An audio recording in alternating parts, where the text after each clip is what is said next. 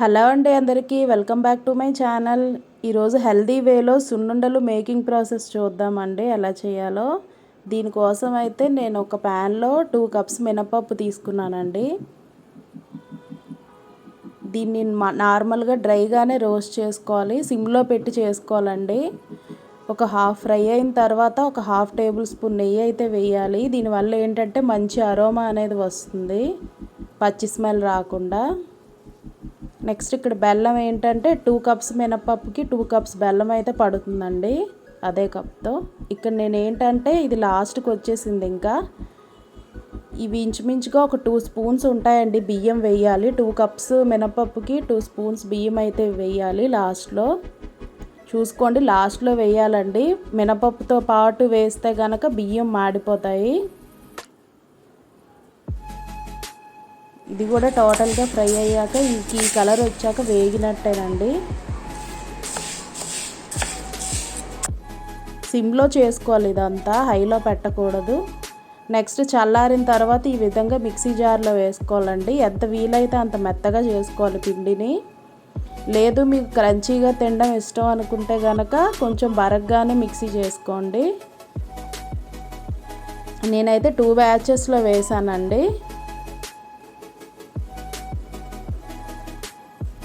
ఇప్పుడు దీనికి సరిపడా బెల్లం వేసుకుందాము. 2 కప్స్ బెల్లం అయితే పడుతుందండి కరెక్ట్గా. 2కి 2 పడుతుంది, 2:2. ముందు బెల్లం వేసి బాగా మిక్సీ చేయాలండి. చేత్తో కలపాలండి బెల్లం వేసి. ఇది షుగర్ పౌడర్లా కలవదు కదండి, బెల్లం ముక్కలు ముక్కలుగా ఉంటుంది. అలానే మనం బెల్లాన్ని మిక్సీ చేస్తే ముద్దలా అయిపోతుందండి, పేస్ట్ లాగా. ఇప్పుడు మనం ఏం చేయాలంటే ఈ మినపపిండిలో బెల్లం వేసేసి నెక్స్ట్ మనం మిక్సీ పట్టుకోవాలండి. చూసారా, ఈ విధంగా వస్తుంది మనకి.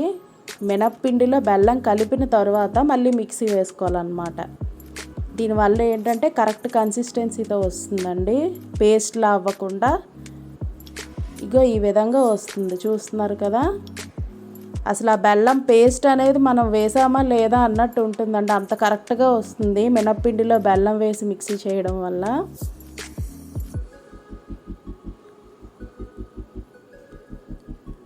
ఇలా ఫైన్గా వస్తుందండి, పొడి పొడిగా. ఉట్టి బెల్లం కనుక వేస్తే మనకి పేస్ట్ అవుతుంది. సో ఇలా కలిపి వేసుకోవాలి. ఇందులోకి అయితే 1 కప్ పడుతుందండి నెయ్యి. మనం మెజర్ తీసుకున్న కప్తోనే 1 కప్ నెయ్యి పడుతుంది అప్రాక్సిమేట్గా. కొంచెం ఉంటే ఉండొచ్చండి, బ్యాక్ ఉంచేయచ్చు మనకు అంత నెయ్యి ఫ్లేవర్ నచ్చకపోతే. కానీ ఈ మాత్రం గీ పడకపోతే బాగుండదండి. సున్నుండ టేస్ట్ అనేది నెయ్యితోనే కదా వస్తుంది. నెక్స్ట్ మీకు చేతికి ఉండ కట్టడానికి కూడా అవ్వాలి కదా, అందుకోసమని మనం సఫిషియెంట్గా నెయ్యి వేయాలండి. లేదంటే టేస్ట్ బాగుండదు, మనకు అది ఉండ కూడా సెట్ అవ్వదన్నమాట. ఈ విధంగా కొంచెం కొంచెం వేసుకుంటూ కలపాలండి, ఒక్కసారి వేసేయకూడదు నెయ్యిని.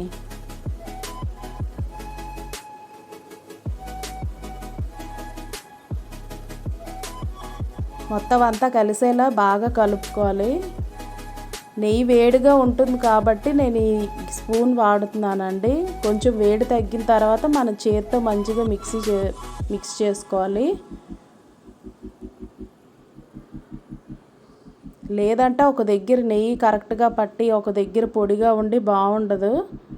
ఈవెన్గా స్ప్రెడ్ అయ్యే విధంగా మనం చేతితో బాగా మిక్స్ చేయాలి.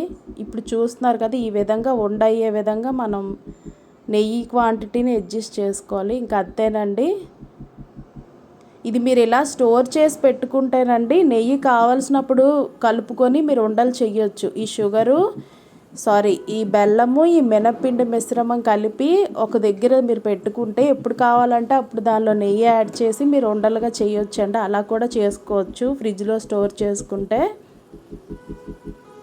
నెయ్యి కలిపి మీరు ఎప్పటికప్పుడు ఇన్స్టెంట్గా చేసుకోవచ్చు అండి. ఫ్రిడ్జ్లో అయితే ఇది నిల్వ ఉంటుంది బాగానే, బెల్లం వేసాం కదా. అంతేనండి, సున్నుండలు అయితే రెడీ అయిపోయినట్టే. ఈ విధంగా ఒక చేత్తో మౌల్డ్ చేసి ఇంకో చేత్తో 2 ఫింగర్స్తో మనం ప్రెస్ చేస్తూ చుడితే రౌండ్గా వచ్చేస్తాయండి. ఎక్కువ ఫోర్స్ పెట్టాల్సిన పని లేదు, మనం నెయ్యి బాగానే వేసాం కాబట్టి. అంతేనండి, ఇలా హెల్దీ వేలో మనం సున్నుండలు ప్రిపేర్ చేసుకోవచ్చు. మినపప్పు న్యూట్రిషియస్ ఫుడ్ కదండి, అలానే బెల్లం కూడా ఫుల్ ఆఫ్ ఐరన్ కదా. సో మనకి తినడం వల్ల చాలా హెల్త్ బెనిఫిట్స్ అనేవి ఉంటాయండి. షుగర్ వేసే కంటే మీరు ఈసారి ఈ పద్ధతిలో అయితే ట్రై చేయండి. మీరు ట్రై చేసి నాకు కామెంట్ చేయండి. ఇదండి ఈరోజు recipe. Please subscribe my channel. Bye అండి అందరికీ.